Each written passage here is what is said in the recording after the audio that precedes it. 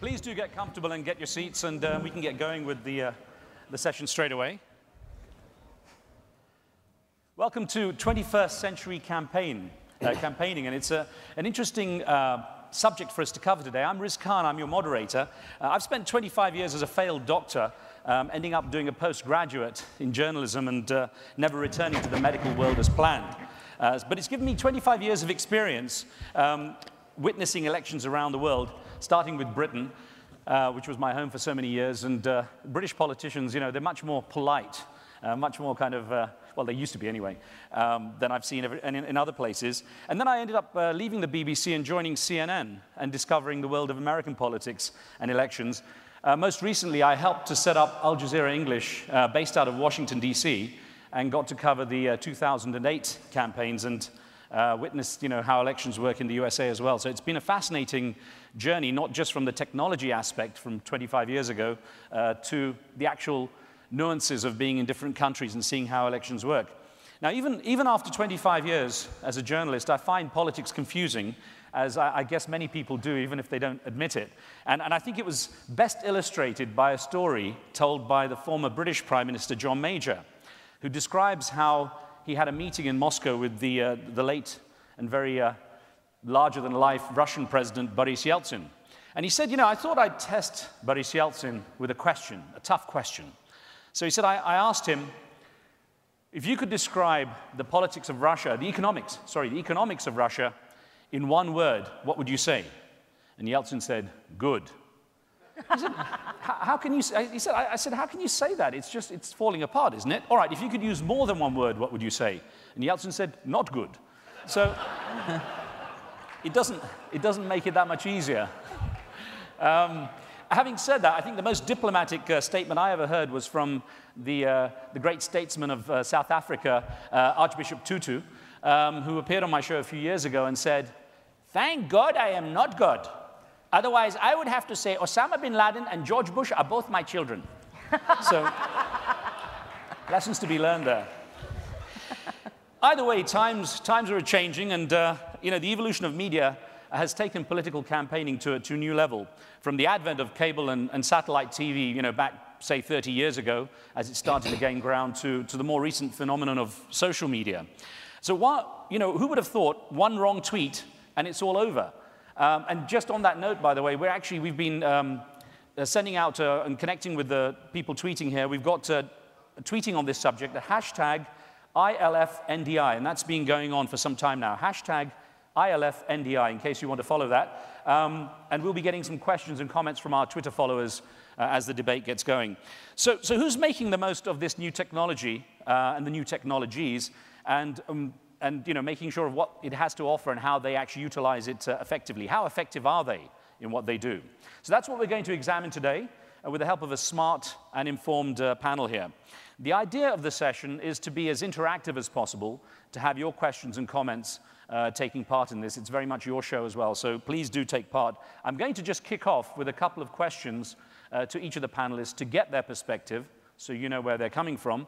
But then I would like you to be able to contribute, and we have microphones either side, and once we get over these initial comments, I will ask you, if you want to, please, to line up and add your questions and comments to the debate as well.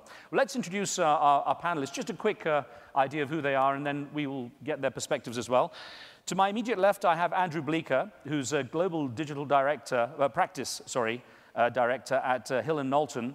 And he was with the 2008 Obama for America campaign. He's a DNC strategist. He is senior strategist on the Obama campaign. To his left, we have Mindy Finn, who's a strategic partnerships head at Twitter. She was on the 2008 Romney campaign as digital director and is a Republican digital strategist. And on the end, Professor Gigi Son is president and CEO of Public Knowledge. I'm going to kick off with her in just a moment, but very interesting perspectives on access to information and the various issues affecting technology and access to technology as well. So there are our three panelists. A quick round of applause for them, please, because they've joined us at a busy time. And I will kick off with Gigi, if I may, and just start asking, you know, about the fact that you don't do political campaigns, but you do deal with issues. And you've been doing this since 1988. when times were very different as far as technology. And I wonder, when you look at what has changed in how you take on these issues from back then, what has really changed the most for you? So it's interesting. Let me just explain just for 1 second what public knowledge is. We are a non-governmental organization, and we fight for the rights of consumers to have an open internet, one that is free of governmental and corporate gatekeepers. We also fight for balanced copyright, patent, and trademark laws. So we're a policy advocacy organization. And as Riz said, I started doing this kind of work, although the internet didn't exist. As commercially anyway, in 1988. And if I wanted to have a meeting with 10 allies, I'd have to make 10 phone calls. And if I wanted to get my message out, my organization's message out about media consolidation, or cable access, or whether broadcasters are acting as fiduciaries for the public, I'd have to try to beg for free media from Rupert Murdoch or GE or Disney or all the companies that didn't really want my message to get out. I mean, why would NBC want to promote my message about the media getting too consolidated? So we relied on free media. We put out a lot of press releases, and it was just absolutely impossible to do battle with multi-billion-dollar international corporations. Well, fast forward to today, and now technology has completely leveled the playing field. Look, I'd prefer to have a national broadcast network like Rupert Murdoch. We don't. But we have successfully fought back several initiatives promoted by those companies. The best example, and this really was revolutionary, was earlier this year, public knowledge and a large coalition of allies were fighting 2 bills in Congress that would have really strengthened copyright enforcement so much that it really would have destroyed the internet, would have led to enormous censorship. And those were called the Stop Online Piracy Act and the Protect Intellectual Property Act. And when all was said and done, through regular coalition building, through visits to Congress, but also through a lot of use of blogging, social media, including Facebook and Twitter, 14 million people told their member of Congress in some way that they did not like those bills. And the congressional offices said that kind of traffic was what they saw for the health care bill or for the war in Iraq. I mean, so here's an issue that we could never get covered, frankly, even 3 years before. And now you have 14 million Americans weighing in on it. So it has really helped to level the playing field. My organization has a $2.5 million budget. We're 17 people. Yet we were able to beat back a bill that was supported by Disney, Comcast, Viacom, name your big Hollywood studio, they supported it. Eugene, just to pick up on what you said, these are known as the SOPA PIPA bills, just in case they're referenced later, you know what they're referred to as. Do you believe it's created real accountability for politicians? Absolutely. One of the great things that I've found about technology is that the backroom deals are just a lot harder to make. And this is exactly how SOPA and PIPA started out. It started out with a bunch of Hollywood lobbyists basically pushing their friends in Congress, who they make lots of big donations, and it's bipartisan and has nothing to do with Democrats, Republicans, although Democrats tend to lean a little heavier in the pocket of Hollywood. But it was mostly bipartisan. They go to lunch, they hang out in the offices. These companies have lobbyists for almost every single member of Congress.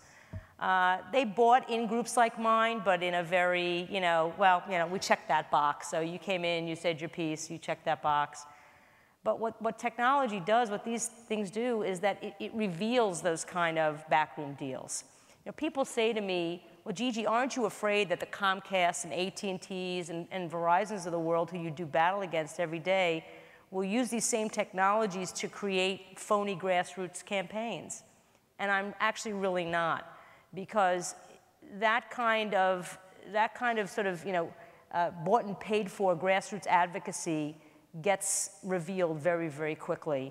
And if you don't mind, I don't want to dominate, but one of the things that we battled back successfully last year was the merger of AT&T and T-Mobile, the second largest and fourth largest wireless carriers in the country.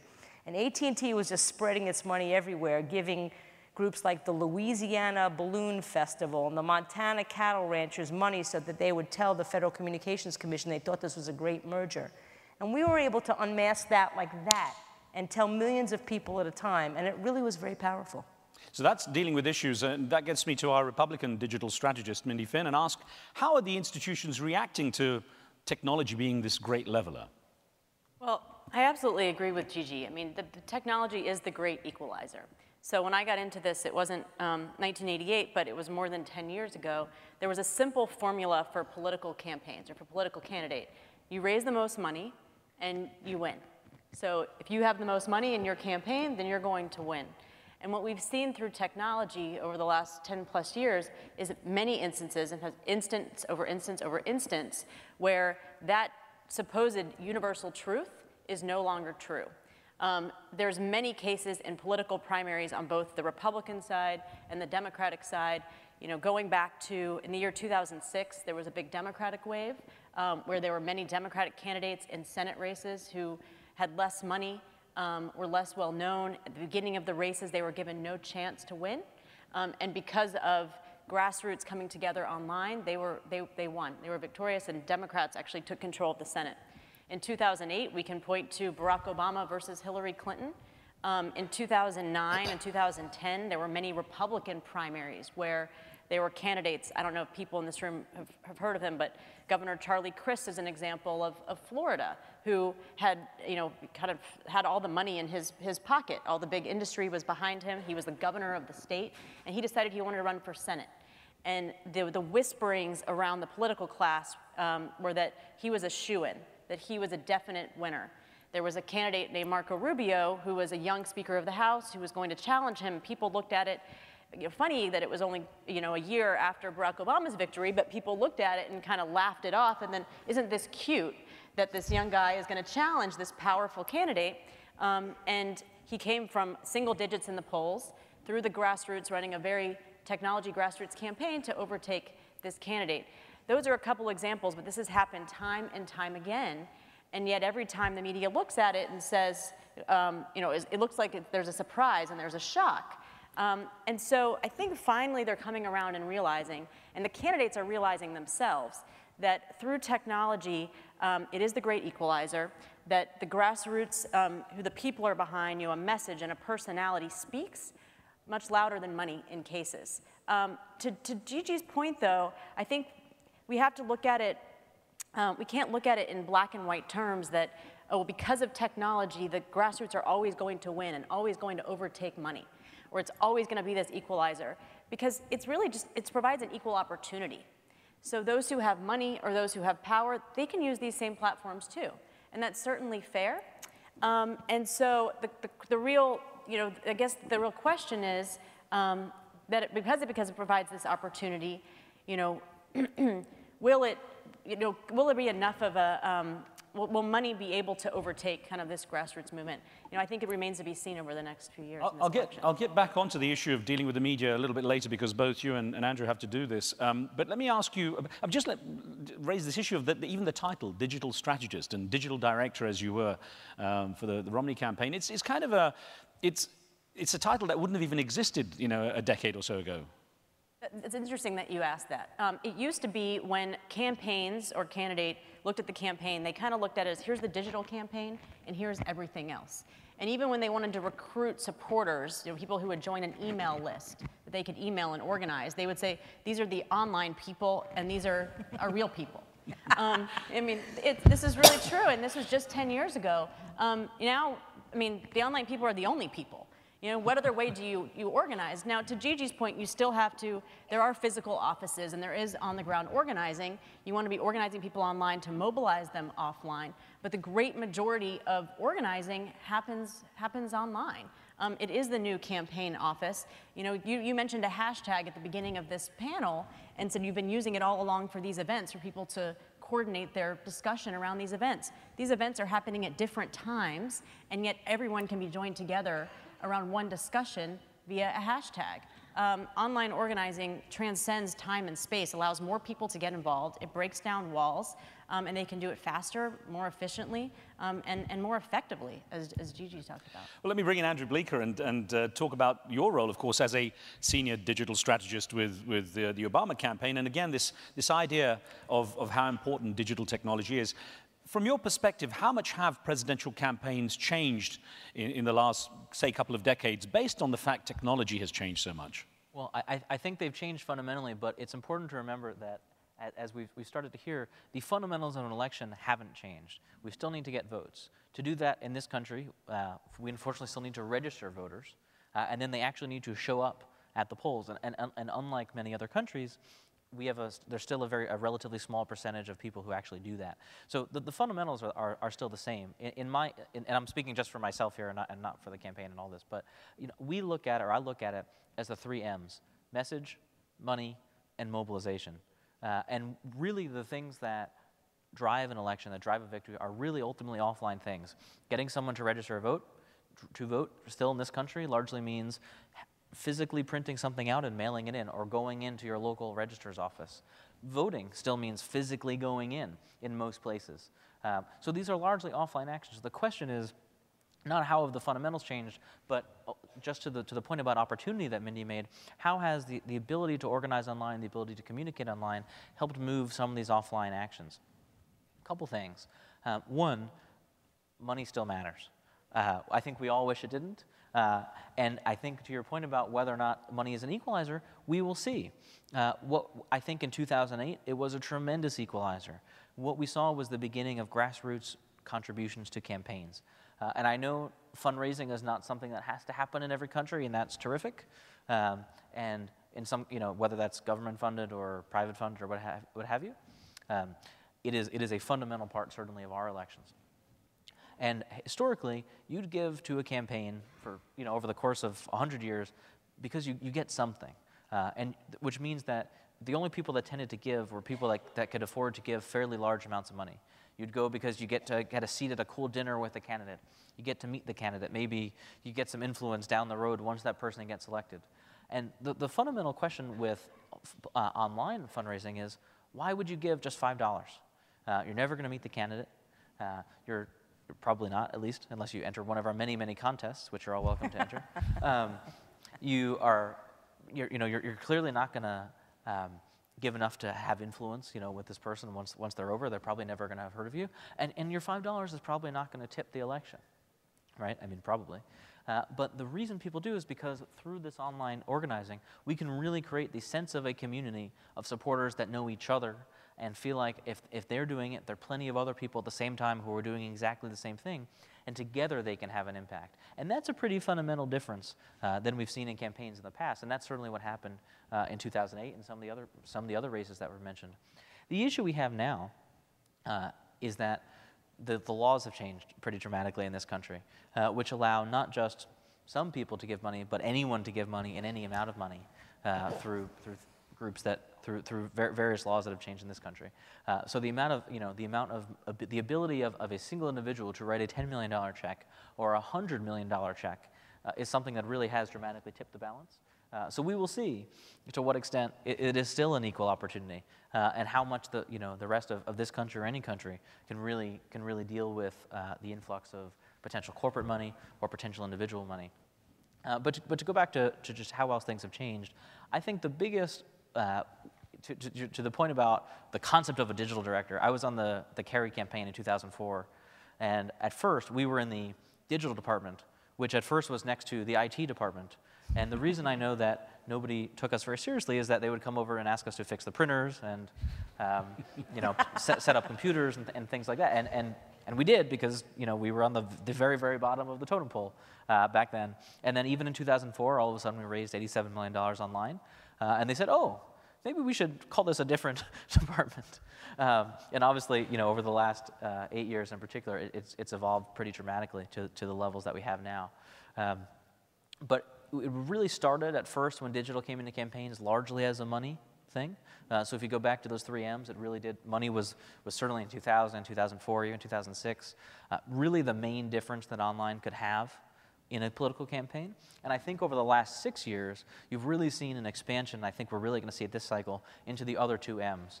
And I think that is a really powerful movement that I hope can dramatically impact the way campaigns are won. So that is into the mobilization piece and into the message piece, particularly through mobile technology, through better data, through the rise of social networks. We can help people organize. We can help them meet their neighbors, to walk down the street and to know what to say. We give them people mobile apps so that they can volunteer and be their own field office anywhere they go. And increasingly with social in particular, we really have the ability, and SOPA couldn't be a better example, to really get a message out very quickly without necessarily paid advertising. And obviously Twitter's a huge piece of that as well. But so we'll see. It really did start as an influx of money and is now, I think, into the other activities. Just a quick thought before I open it up to our participants is this idea that, I mean, God bless America for being so successful and comfortable as a country, but a consequence of that is a certain degree of voter apathy, and the number of people who actually vote, who could vote, is not that high if you compare it to other parts of the world. Is digital technology going to increase the number of people that vote, in your opinion? Is the prospect of perhaps voting online, if they could, verify people, would that change things? That I think is tremendous, and I do think it will. The trouble that we have in this country is that the actual rules about how and when to vote are done by state. They're not done at a federal level currently. So some states are much more progressive. Some states allow you to register to vote online. And I think we're going to see a shift in that direction. And as we do, it's going to get easier to vote, and we're going to see higher participation. Right.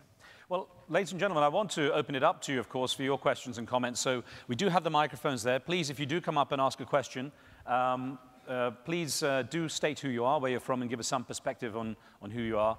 And please ask your questions and comments. Keep them as brief and direct as possible as well. And we happily invite those now. And I think someone is coming up already, so I won't start another question. I'll just wait for our guest to ask something.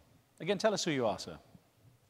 Hi there. My name is Paul Dewar. I'm a Member of Parliament from Canada, and I just want to note that we've had the same kind of challenges for those who are trying to keep the internet open to everyone, and SOPA has been one of the main focuses for that. And in fact, in Canada, we had the same, 3 different pieces of legislation to change copyright, and we were all amazed as legislators at the effectiveness of the lobby, and it worked.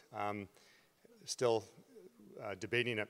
My question, and I also have to underline how effective mobilizing has happened with young people in technology. We had a case in Calgary, in Alberta, one of our major cities, where a candidate came from nowhere because he mobilized people. By the way, someone who was a person of color, never elected someone of color in Calgary, who also happened to be Muslim, and that was noted. My question is, though, I think where this is obviously, as suggested in the title, a new frontier, for those who are used to traditional campaigns, and we've had this debate in my campaign, where their party hasn't really understood, and you've kind of noted today, that we need a horizontal organizational framework. Many campaigns are still in the pyramid. How do you approach that? How do you make them understand that if you're going to do outreach, mobilize, that you can no longer have this kind of pyramid structure, the hierarchy? Because that's clearly the old model. It's not working, but there's a lot of resistance. I'm going to put that in 2 parts, if I may, sir. First, I'm going to ask Gigi just to give us an idea of how much more aware people are of what the options are, and then perhaps Mindy and Andrew can tackle on how, for voters, certainly, they know that this has to be a more horizontal model. But Gigi, in the first instance, how much smarter are people getting to what's available and how they can access it? Well, I just want to thank the Canadian Parliament and Canada just being a beacon for internet freedom. I work very closely with a professor named Michael Geist, who's like a one-man advocacy behemoth. He's incredible. We actually gave him one of our awards a couple years ago. It's just really spectacular. I think awareness is growing. And awareness is growing partly because we're able to get our message out more and more and educate folks. I mean, the role my organization played in SOPA PIPA was to do fun videos, white papers, like short little briefing papers, blog posts that informed the rest of the community about what was going on. It was interesting. If I could just talk a minute about how SOPA and PIPA were really battled, because some people will say, well, Google just did it, which is really nonsense, and I think the people from Google here in the audience will agree 100%. But what happened was a coalition of about 100 people, including venture capitalists, groups, companies, organizations like Reddit, civil rights and civil liberties organizations, kind of came together on a weekly phone call and then essentially sent the message out through social media to their networks, who then, broadcast it out to their network. So it was really like, it was like a stone in an ocean, and the ripple just became huge and led eventually to the big internet blackout day where Wikipedia and thousands of websites went dark. But it wasn't, this top-down corporate folks said, well, we don't like this bill. It actually built from a small group of 100 who then just broadcast to their networks. And I think that's how you get the message out. You get the message out using the same tools that got us to defeat SOAP and PIPA. In a lot of ways, we were lucky. Because it was an internet freedom bill, we're talking to people that know how to use the tools. Would it work for healthcare or the environment or any other sort of social good? And frankly, would it work for affirmative change? That's the question I have in my mind is, okay, we beat back AT&T T-Mobile, we beat back SOPA PIPA, we just beat back a little minor intellectual property related bill recently. But could we actually get affirmative change to bring balance back to copyright, to instantiate internet freedom principles in our law? That I'm not so sure about. I mean, I'd like to think that it's the case and we're going to work on it, but I think it's a lot easier to block things than it is to actually get things done. Well, let me get on to Mindy with that question, the idea of how this understanding that things are moving on from pyramidal structures to horizontal structures could be better understood by voters. Sure, and I think I understood too, the question is how do you convince the organizations that they need to be horizontal? I think the thing is this, that people are empowered now. They're empowered through the tools that very often they carry around in their pocket. And so for a political candidate or an elected official or a major corporation, they can choose to embrace that fact or they can fight against it. And the way that the people are going to be empowered, they're going to be communicating, they're going to be expressing their opinion, positive or negative, against that organization. They're going to be trying to combat that organization and its actions. So they can choose to have a hand in creating an infrastructure to try to empower those individuals, to help create an organization around the fact that it's horizontal, or not. And if they don't, they're probably going to regret it. And we've seen that happen time and time again. The other thing is that in terms of communication, what I often say to candidates is that, when you talk about the pyramid structure, and I think Gigi mentioned that it used to be you just sent out a lot of press releases, that's akin to shouting, to walking into a room, and there's a room of people who are all discussing and debating, kind of on an equal playing field, and you come in and you shout at them, and you expect that what you tell them to do or what you're communicating is just going to be absorbed or they're going to act on what you're saying. That wouldn't work at any time, and that certainly isn't going to work in a political environment where people are empowered to use the same tools that a political campaign uses. And so that has to be recognized and that has to be embraced. Just the third point is that I often like to akin the internet to a crisis. We all know, if you study Crisis Management 101, that a crisis is equal part danger and equal part opportunity. The internet is a crisis. It's a chronic crisis. There's danger out there. There's also incredible opportunity. If you're an organization or you're a political candidate and you don't understand how it works, you might run into a lot of danger because people will be using these tools constantly against you. But the opportunity is that everybody's out there. You know who's politically engaged. They're using social media. You know what they're interested in. You're able to identify what they're interested in, who they support. You can reach out to them and tap that interest, tap that passion as an opportunity to have them act as advocates on your behalf. Before I get back to the microphones on the floor, let me ask for Andrew's perspective and also add a tweet we've had here from MMCLOU. I won't risk pronouncing that, but wouldn't secure registration and voting massively increase participation if it's good enough for banking and airlines? Wouldn't it increase participation? I think absolutely. It is a very political issue, unfortunately, in terms of the people that actually get to change these things may not have, their goal may not be more participation, which is a really big question. There are a lot of other focuses, some of which you've seen a lot in this election around things like this concern around voter fraud, and in fact, they're in many ways we're moving backwards and making it harder and more restrictive for people to vote. So I think the potential is there, but as anything with government and technology and politics, there's a little bit more to do. Okay. I'm not sure if the gentleman there came to the microphone first. Were you waiting for a question, sir? Okay, then I'll go straight to the gentleman who was there. Maybe on this issue, my name is Hans van Baalen, European Parliament. As campaign leader of my party, I always say you can't control the party grassroots. But if, let me say, our senators and congressmen and our leading candidate, in this case, in your case, Obama, differ because they put all kinds of tweets on the web and they create a difficulty that the leader-in-chief is not followed, then we have a problem. How do you keep the top brass in line, or is it also impossible? Is the question, how do I keep the grassroots in line with? No, the top brass, meaning the top brass. Sorry. How do you make sure your candidate is there? The top and of the aware? party. Yeah. Yes. Thank you, sir. Great question. Let me make sure I understand it correctly. So your question is specific. How do we, within a campaign organization, within a party organization, how do we keep the top brass, interested in social media and participating and on message? That they don't contradict. I mean, you don't need an important senator to say that what Obama says is nonsense.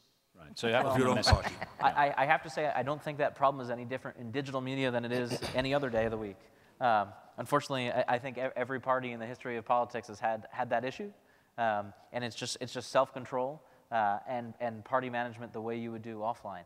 We certainly have those issues, but if anything, it makes it a more interesting debate. So it's all out in the open. If folks in a party dissent and they voice it online, we might find that the party supporters may actually contradict them. So I don't think it's really any different than it would be anywhere else. That is still a largely offline issue. Okay, thank you, sir. Gigi, a question that came in by Twitter as well from E. Smallberg says, if social media and the internet is the great equalizer, does that mean access to the internet should be a right? Absolutely. It absolutely should be, and in some countries around the world it is. To me, access to our communication system is what gets you access to the most modern education system, the most modern health system. It provides economic opportunity. People say, it amazes me that people still say to me, well, the internet is all a luxury, right? Or oh, you don't need home internet. You could just use your phone for everything. You can go to the library. Okay, these are, of course, people who probably have 5 computers in their home and all their kids, go to private schools. No, it is absolutely the only way to fully participate in society. And I don't just mean the United States. I mean every single society, because more and more things are moving online. In this country, for example, things like paying parking tickets are going online, or paying for stamps. And post offices are closing, and traffic adjudication offices are closing. So those that don't have access it's becoming harder for them to pay their bills, to pay traffic tickets. So that access is critical, and unfortunately in this country, it is extraordinarily expensive. And ironically, the policies that we used to have in this country that made internet access much more competitive and much cheaper have all been exported to Europe and Asia, and we got rid of those policies. And that's why we have, essentially, we have a duopoly for wireless, AT&T and Verizon. And in wireline, cable, we basically have regional monopolies. So Comcast dominates in one region, Time Warner Cable dominates in another region, Cablevision dominates in another, and its prices have skyrocketed.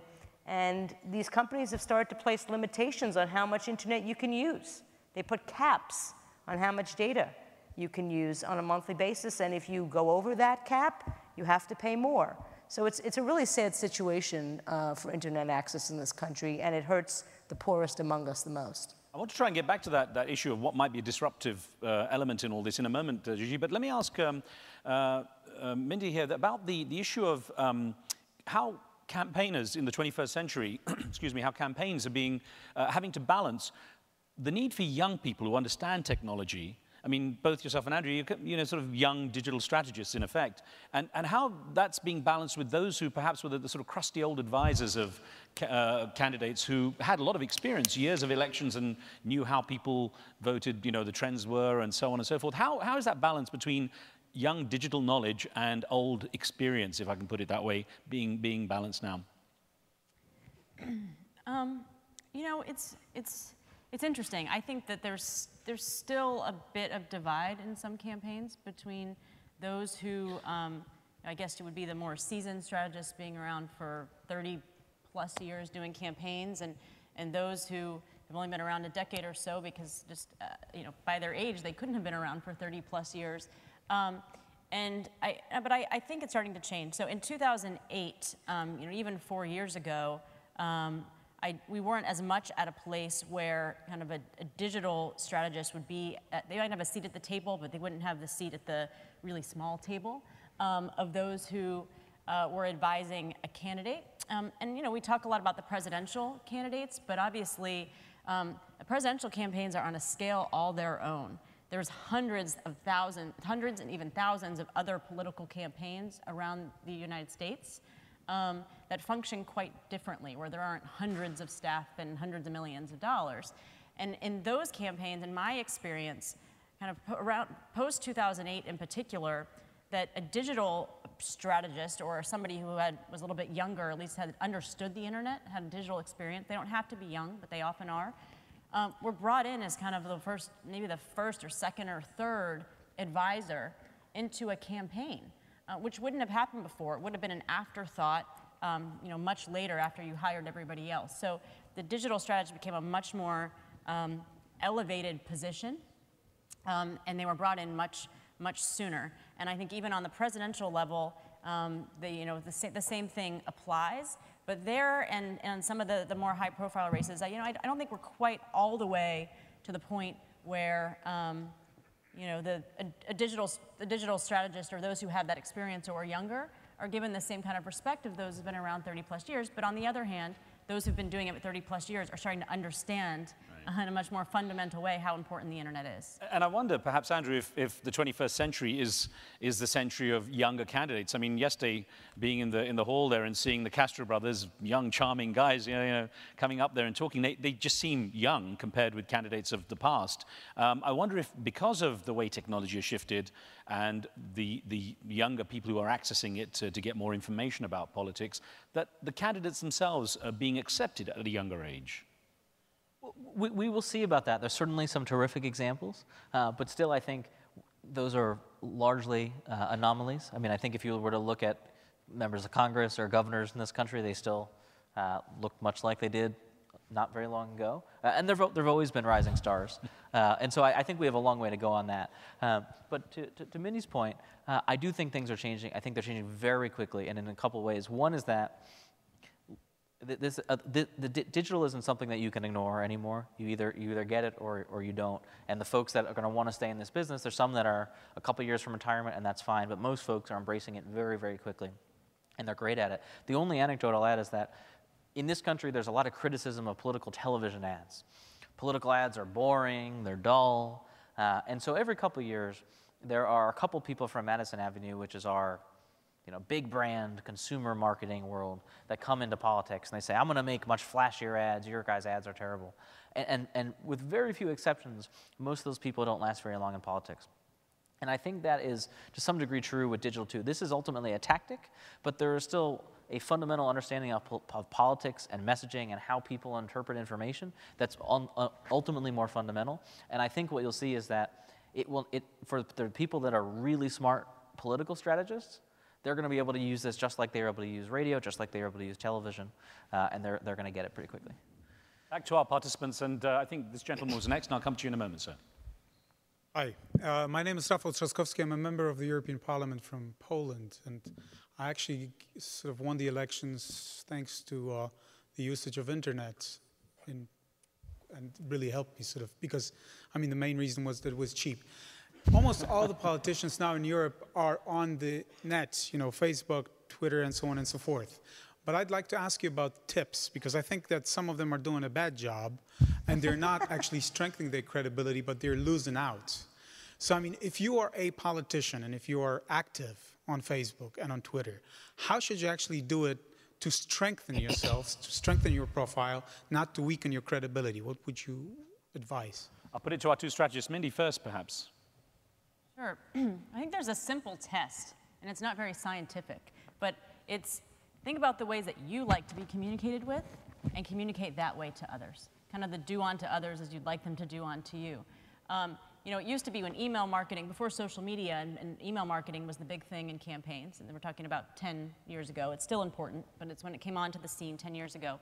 There were so many, you know, 3-page long, you know, emails from political candidates for fundraiser or other purposes. And the way I would have to try to advise people to adjust that was to say, would you read that? If you received that, would you read that? And the answer is usually no. So why would you send that out to somebody else? It applies the same way in social media. The way that you want to be related to and you want to be communicated with is the way that you should be communicating to others.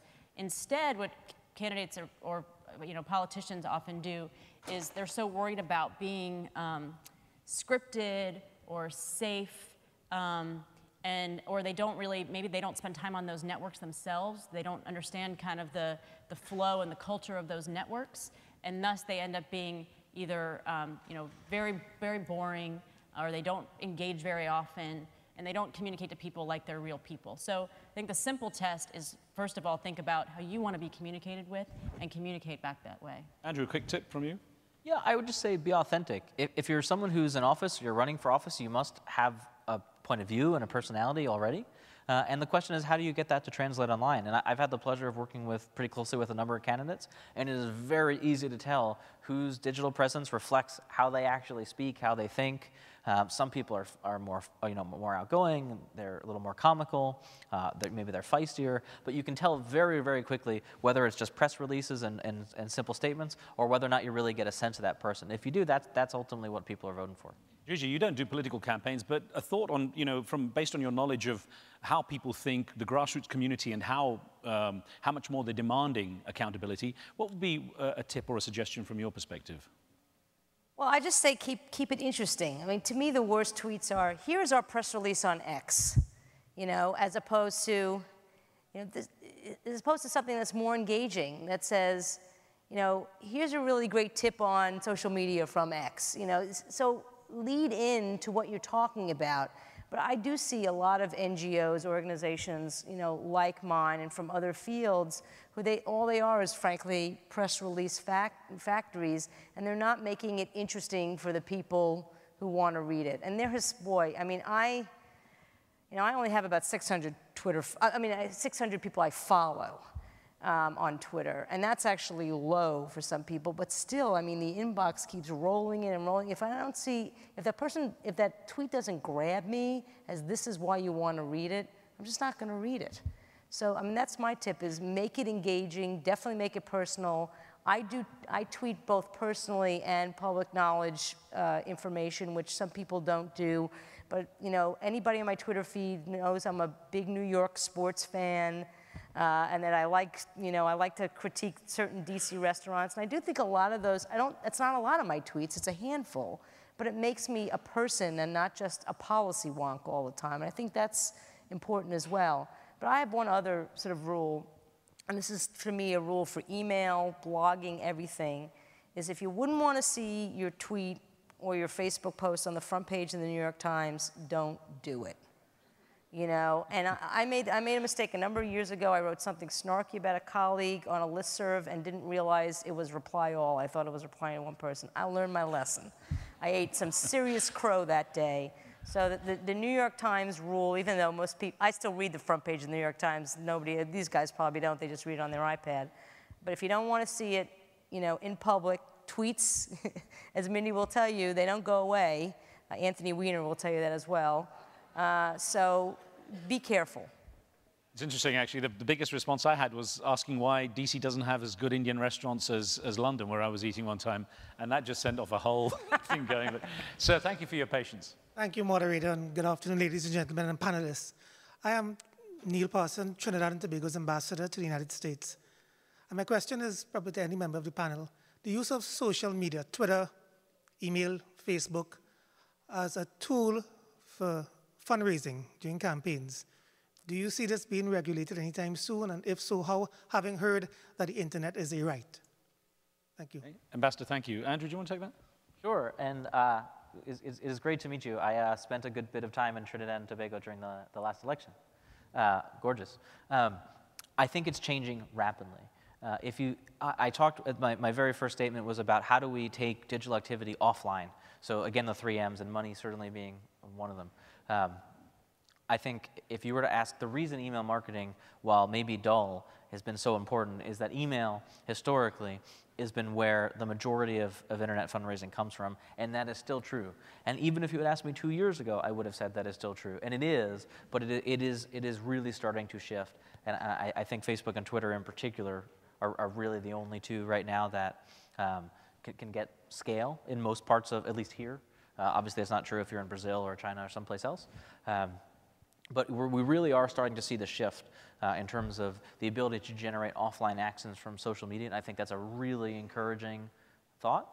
I think it is still difficult to do. It is difficult because if you want, you have to decide whether or not you want to actually take that contribution in the platform, or whether or not you want to send people off the platform. And there's some trade-offs to that. But I do think we're really starting to see a shift on that. Ambassador, perhaps also Trinidad, seeing how much tensions go up during campaigning in the US, could create a Trinidad detox tourism program. Believe me, I think you'll achieve a lot there. Well, and Facebook in Trinidad, obviously, as you know, is massive. And I think in the last election, something like 10% of the population was a fan of the candidate, which we certainly did not have in 2008. So that's a pretty tremendous opportunity, I think.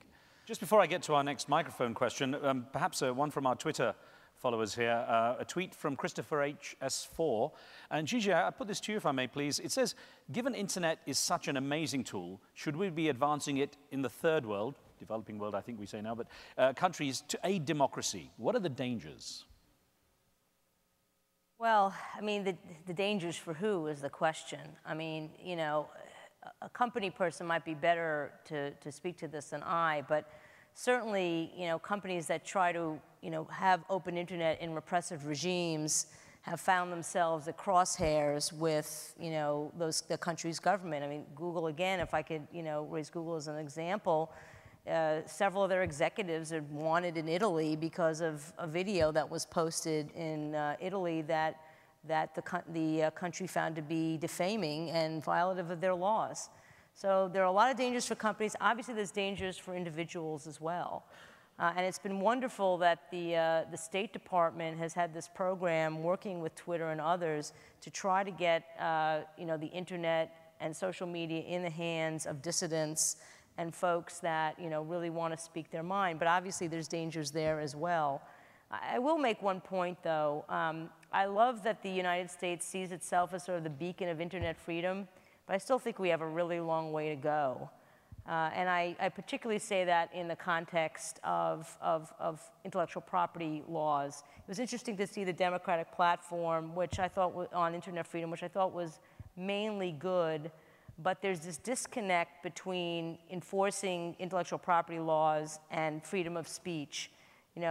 People say they can coexist, but I think sometimes our government doesn't really let that happen and is really a little too vexed by the power of the Hollywood studios and is using copyright enforcement to limit free speech. So if we want to go around the world and help folks promote an Arab Spring or go to China, go to Russia, we have to really be an example for the world, and I don't think we are quite there yet.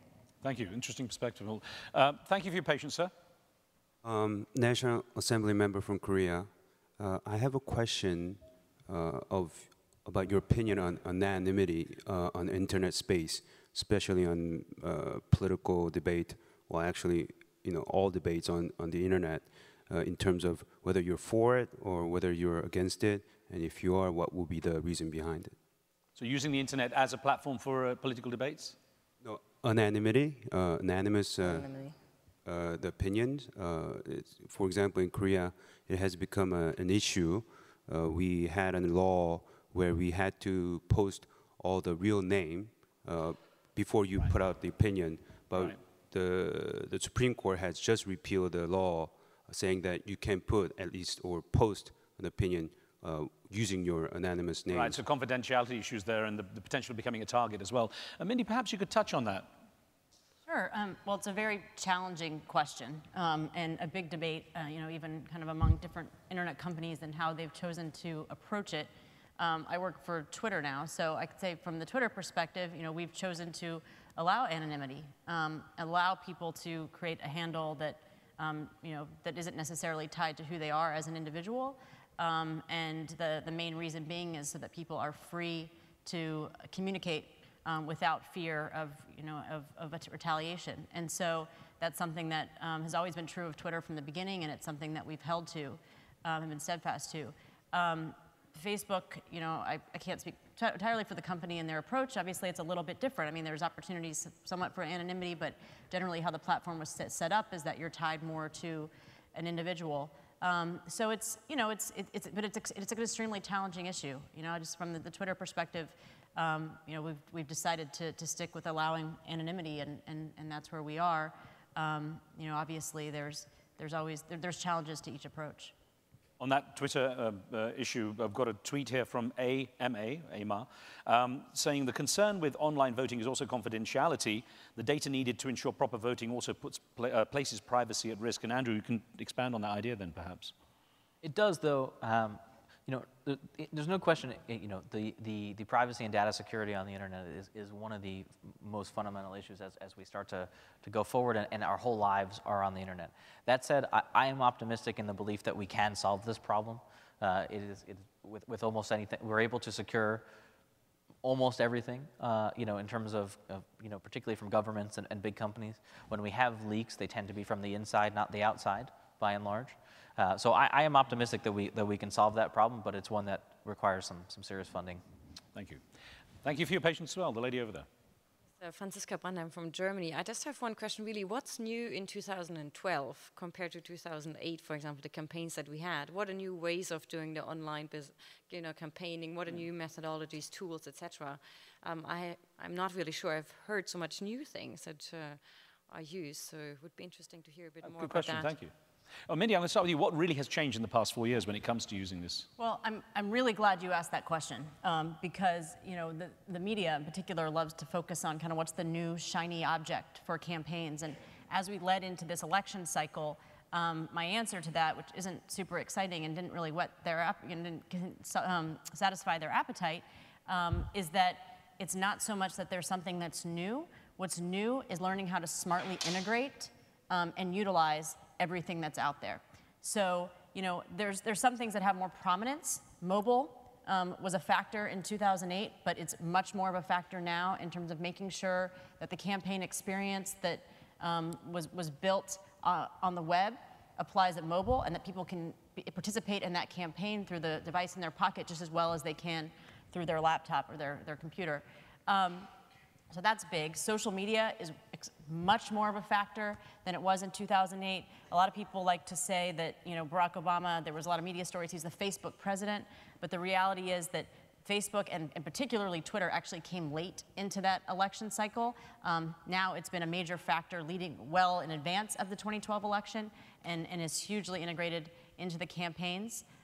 So those two things are really big changes. And another one, and Andrew alluded to this earlier, is that digital media is no longer just looked to for fundraising. So it was really big for fundraising in 2004, 2006, and 2008. You know, a lot of credit to the Obama campaign. People saw that mobilization could be done very well by utilizing technology.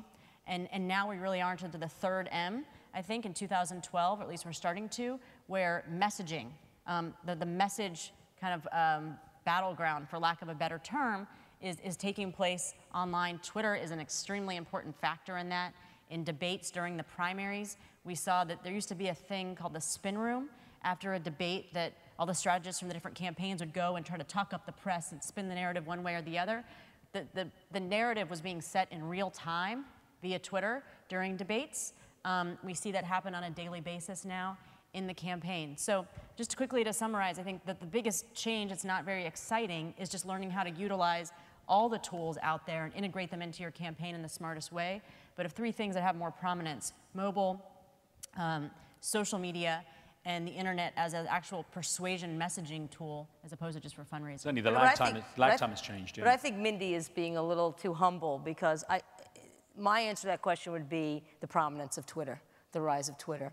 I think has completely changed it, and the fact that our government is promoting it around the world, and that more and more people are getting on there. I think that, to me, is the most radical change that's happened in the last 4 years. I appreciate that. We certainly hope that after this election, if the media does want to write the story, that they'll say that 2012 was the Twitter election.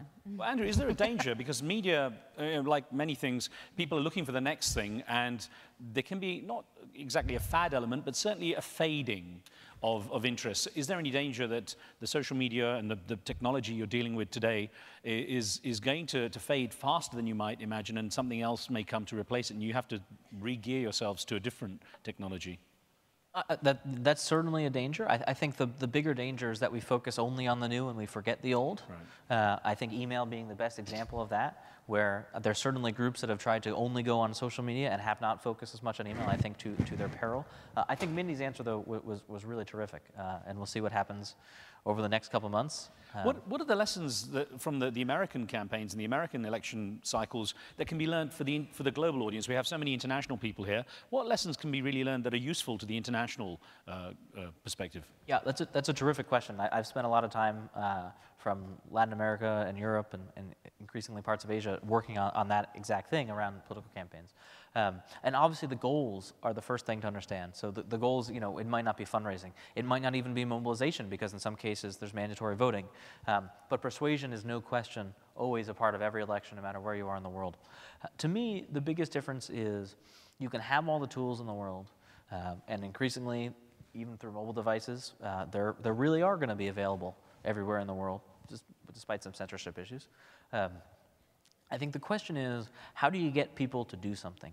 Because ultimately that's what we're trying to do, is to get people excited and get them talking to their friends and get a message out, because ultimately we're the best conveyors of messengers, and much more credible, and we see this everywhere around the world. The credibility of anyone in traditional media, or what we might even call an expert, legitimately an expert, are declining very rapidly as public trust evaporates. So increasingly we are really the only, we are the people that speak to our friends and to our colleagues. And so the question is, how do you get people to do that? And to me, I ask the question, what's the ask? So if I'm gonna put something on social media or an email or on the web or anything, there has to be, I want people to do something, and I have to give them a reason to do it. And understanding what are the types of asks that people might be willing to do, and how to get people excited, and then once they are, to best leverage that excitement, I think that's really the question that we need to answer. Okay, thank you for your patience there. At the microphone, another question from our participants. I'm Ana Gomes from Portugal, a member of the European Parliament. I'd like to ask you, do you sense that indeed these technologies contribute for an awareness of the challenges, the major challenge, substantive challenges we have in the 21st century, or just short-term objectives like getting someone elected for whatever? I'm talking about, for instance, the implications for basic questions like consumer protection and individual rights, human rights. As you said, there's opportunities, but also tremendous dangers. And also other aspects, namely, for instance, on foreign policy of the US, for instance, is this contributing to make people understand that, for instance, the drones policy is completely stupid and is going to come and haunt you and backfire? The WikiLeaks scandal, how do you perceive the reaction of the Obama administration to the WikiLeaks impact? Anna, thank you. It's good to see you in person, too. I remember you being on my show on CNN a number of times. Thank you. Gigi, an interesting question here that's come in from Ms. Gomes, and the issue of exactly what value it can provide in a broader context is quite important. Yeah, I mean, I can't speak to some of the issues that you raised, but let me speak to an issue that we're working on right now, which has a huge international tint, and that's something called the Trans-Pacific Partnership Agreement. So this is a trade agreement, a multinational trade agreement of Pacific Rim countries, which includes provisions, again, around intellectual property enforcement, that would have some of the same deleterious effects that we were afraid of with SOPA and PIPA. And we've seen, it's been negotiated now for, I guess, about 10 months, almost a year. And you do see a steady stream of, particularly on Twitter, also on Facebook, of discussion and more information. You can almost kind of see people's brains starting to, absorb the information. And the same thing happened with SOPA and PIPA. I just would follow the Twitter feed after months and months and months and months and months. It didn't stop. In fact, it still hasn't stopped. You still see a lot of this SOPA PIPA hashtag. So I have to believe that if you're interested in a topic, or a topic catches your attention, you're going to continue to follow that topic and become more and more educated. And like I said, with the TPP, the Trans-Pacific Partnership Agreement, I've seen the Twitter traffic just get bigger and bigger and bigger over the last 10 months. And I'm hoping that eventually there will be a similar reaction towards that trade agreement as there was to SOPA and PIPA. But you can definitely see the kind of the minds starting to work of the folks that are on these Twitter feeds constantly, day after day after day, discussing these issues. Mindy, to expand on what Ambassador Gomes was talking about, do you think it translates to real accountability for candidates? These people at the top of the sort of political chain, do they realize that there is potentially a much greater accountability here? Yeah, I mean, I think they do. They can't ignore it because it's open, it's public, it's unfiltered. So, it's there for everybody to see. I think that, look, I mean, the world has some enormous challenges. We're not going to solve them overnight because there's, a hashtag that people are discussing around it. However, I think as Gigi's saying, there's an opportunity for people to, we like to say at Twitter that Twitter brings you closer to what you're interested in. So it brings you closer. It also helps you discover more of your world. And when it comes to major challenges in our world, or certainly policy discussions in areas of policy, at any time, every single day, there are people who are interested in those things, who it's a big part of their world, who are discussing it. And that perhaps, perhaps strikes interest in others who may not have known there are other people who are interested, who may not have realized there was this information out there from other places in the world and from hundreds of other sources that they may not have been able to access before. So, I don't think that, the problems get solved overnight. However, I think that Twitter and other networks are bringing people closer to the things that they're interested in and are helping more people discover more of their world, which are more of these challenges and issues. One more question from the participants on the floor, and then I will do a couple of Twitter questions here. But, sir, thank you for your patience. My name is Deepak Puri. I'm from San Francisco. My question is, what are your thoughts on media like YouTube, specifically around motivating people and getting them activated and even raising donations? And I'll use the example of that warlord in Congo, Kani or whatever, who they were able to raise thousands and thousands of people and raise a lot of money. Do you think YouTube and that kind of tools are going to be more effective in campaigns going forward? Andrew, I'll ask you to tackle that one. Sure. Do I think they're going to be more effective in campaigns going forward? I think it's really a question of the user base. And I think as internet penetration grows and as the user bases for all these types of platforms grow, all social platforms, whether it's Twitter, Facebook, YouTube, absolutely they're going to be more impactful. But ultimately, I think they're channels. And I think what's becoming more important is as there's so much on the internet, at any one time, I mean, I'm sure half of you are on Twitter or email right now. We're being bombarded. I'm afraid to see what's in my phone when we're done with this.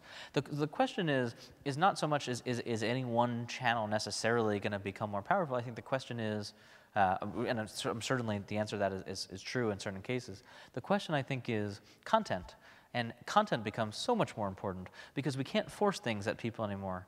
It's harder. They're not just 3 channels on television that we can force our message down. They're not even. There's so much online now that it's even very, very difficult, even with plenty of money, to force a message at people. The question really becomes, and to me, the reason that was so successful is because the content was extremely powerful, and it really resonated with people. And I think good content, channel agnostic, is going to become what really works. And following up on that, Twitter from I am David Jordan, Gigi, for you it says, being a student of demand progress, is there a trend in decreased apathy in young adults due to the internet? No, I think it's the exact opposite. And again, I think Soap and Pippa is a perfect example. Also, I don't know if people here in the audience have ever spent any time on Reddit. The president was just on Reddit. They call themselves the front page of the internet, and it's about as simple an interface as you could possibly get. It's just, you know, text with people having discussions about various and sundry world events. It's a really a fascinating format because it is so incredibly simple. No, but you see a lot of young folks there, particularly males, 18 to 34, the demographic that everybody wants to get. And no, they're more engaged. And I think, again, Soap and Pippa, what was so amazing for me was that engagement turned into action. All right, it wasn't just let's talk about it and grouse about it and say how horrible these bills is. It's let's pick up the phone, let's sign petitions. You know, the New York tech community, I think there were 2,000 people who protested in front of Senator Schumer's office. I mean, that's remarkable. And now he's saying, what can I do for the tech community? What can I do for people that want an open internet? Whereas before, whatever Hollywood wanted got done. So the engagement is more than just talk. It's actual action, and that's so actually, really important. you actually agree there's decreased apathy. There's less apathy. Yes. Then. Yeah. Okay. So just one final Twitter question, as we only have a couple of minutes left, and it's to both Mindy and Andrew. It's from Eric Sundstrom, who says he would be interested to hear Mindy and Andrew compare digital strategies of Obama and Romney's campaigns. Mindy, perhaps a quick line, a minute or so, and then Andrew can battle it out. You know, I think it's a bit challenging to do. I get this question a lot, actually, from people in the industry or reporters. You know, how do you think Obama's doing online? How do you think Romney's doing online? And one thing I like to caution is that they can't fully, you know, as open as the technology is, and you can see what the campaigns are doing, you can't fully evaluate it, and we won't really know until the campaign's over. And the reason being is that another thing the internet allows and really has caused is that campaigns can target very specifically. So they've always done that, you know, through mail, and there's micro-targeting where there's messaging for specific constituencies. We have access to more data than ever before, and so you have campaigns who might be delivering one message through a digital advertisement or you know, a YouTube video or a tweet to one audience, and then delivering a message, not necessarily a contradicting message, but just a more relevant message to a different audience. And so a lot of the work that these campaigns are doing is going on behind the scenes. You know, we focus and we see there's the technology we see, and we like to comment and compare, you know, how many Facebook likes does President Obama have versus how many Facebook likes does Mitt Romney have. I don't think that stuff actually matters as much. I think the technology we don't see is what's going to indicate, which is what are those engagement rates like? How much are people engaging with it? How many dollars are coming in? Not because money's so important, but it's a sign of energy and passion. So I think it's hard to evaluate at this point. A minute, Andrew, on your thoughts? Sure. Well, unlike the Romney campaign, we don't comment on our digital strategy. So take that for what you will. Ask me after the campaign. What Mindy's saying is right, though, is that the metrics that matter to me are not public and probably won't be for some time, if ever. And it really is what I started with. How many voters are we registering? How many people are we getting to vote early or vote absentee? How many people are we able to get to actually show up on election day? And how we get are we reaching the right people to make sure we get our message out? And obviously things like how much money are we raising, how many volunteers are coming in the door, and those aren't things you can see online. But obviously, I think there's a lot. You'll see quite a bit of momentum over the next 2 months. It's interesting, it still comes down to a large degree to the people there looking to be elected. And when it comes to politicians, there was an interesting story I heard, and I don't know how true it is, but of a time when Margaret Thatcher was Prime Minister of Britain, and Winnie Mandela, Nelson Mandela's wife, happened to come to London on a trip and was at a party where Margaret Thatcher was present. And having spotted Margaret Thatcher, apparently Winnie Mandela barged her way through to face Britain's strong Prime Minister and said, "I hear they call you the Iron Lady." And Margaret Thatcher said, "Well, yes, one has been known to be called the Iron Lady." And Winnie Mandela said, "Well, I'm known as the Iron Lady of South Africa." And Margaret Thatcher said, "For whom do you iron?"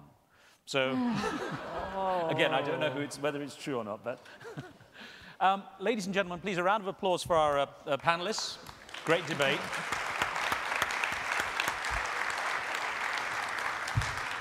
And I thank you very much, and our followers on Twitter also for taking part with their questions and comments. Thank you, and I know the event continues, so please enjoy the rest of it.